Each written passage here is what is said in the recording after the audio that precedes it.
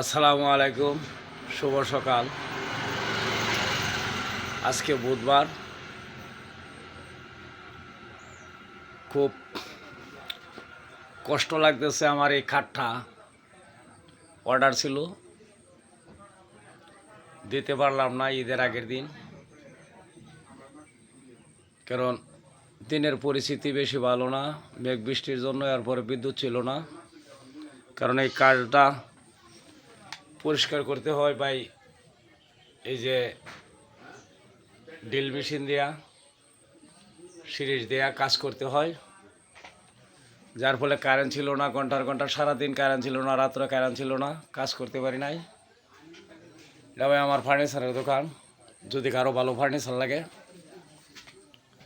আমাদের দোবারা থানা গোয়াতলা ইউনিয়ন আসবেন।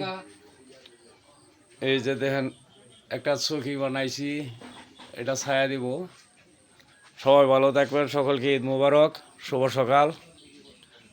এই যে ভাই, যদি ভালো খাট লাগে তাইলে যে আমার সাথে যোগাযোগ করবেন মেসেঞ্জারে।